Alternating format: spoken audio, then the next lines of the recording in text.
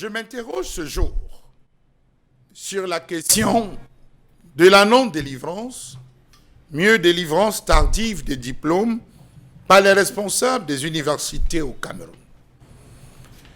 Comment comprendre ces lenteurs constamment dénoncées, décriées, mais jamais attaquées à la racine par les responsables des différents départements ministériels? Comment comprendre que des générations de lauréats des grandes écoles et des facultés se retrouvent sans parchemin des années après leur formation? Savez-vous que dans certains tiroirs des universités, vous avez des diplômes appartenant à des étudiants des années 1980 à 1990 qui sont encore stockés, qui sont encore gardés? Pourquoi? Allez savoir. Beaucoup fonctionnent avec des attestations.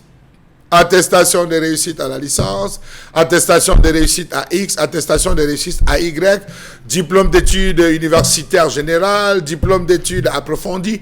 Chacun se retrouve à avoir des attestations à se balader. Pourtant, les textes de la République sont clairs. Lorsqu'un étudiant réussit à l'immédiat son examen, réussit sa formation, il doit rentrer en possession sous huitaine de son diplôme.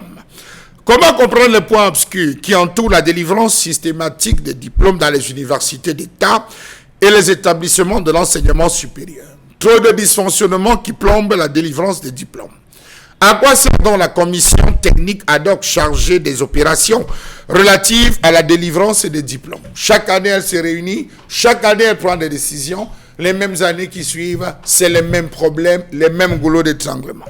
Il y a quelques semaines, le ministre de la fonction publique et de la réforme administrative demandait aux enseignants de compléter leur dossier avec leur diplôme. Des pressions ont été faites de toutes parts, alors que voilà des années que les pauvres enseignants réclament leur diplôme. Quelqu'un rentre à l'école normale supérieure avec des attestations.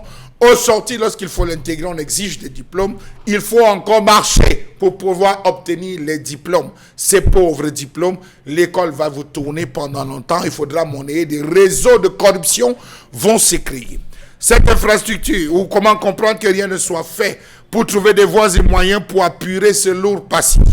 Des instructions répercutées à plusieurs reprises par la tutelle au recteur et vice-chancelleur restent malheureusement lettre morte dans plusieurs cas. Au Cameroun, le problème des lenteurs administratives n'est pas prêt à se régler. Les universités délivrent difficilement les diplômes sans aucune raison valable.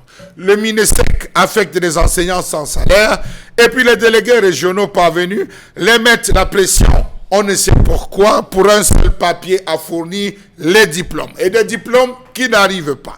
Ces responsables des établissements et institutions pensent-ils seulement à l'avenir des milliers de leurs jeunes compatriotes dont les inscriptions dans les universités étrangères sont retardées et parfois refusées, faute de pouvoir présenter leur diplôme de base, le diplôme de base est requis? En Belgique, par exemple, des Camerounais risquent d'être refoulés parce que tous, on s'est rendu compte, n'ont pas de diplôme. Qu'est-ce que cela occasionne? Des réseaux de faux où on va fabriquer des faux diplômes pour pouvoir obtenir une inscription dans une université étrangère. Lorsqu'on se retrouve à envoyer au bureau des équivalents, on se rend compte que le diplôme n'a jamais bougé et on décrète que le diplôme est faux. Comment comprendre que de nombreuses facultés, grandes écoles, prennent plusieurs années pour délivrer les diplômes à leurs lauréats? Du coup, ces derniers prouvent de réelles difficultés pour présenter certains concours ou alors s'inscrire ou peut-être postuler à certains emplois. Quel est donc l'état des lieux des statistiques de la diplomation dans les universités d'État et les établissements à statut particulier? La question, il faut la poser certainement au ministre de l'Enseignement supérieur qui a d'autres chats à fouetter parce que lui, il a choisi d'être une créature.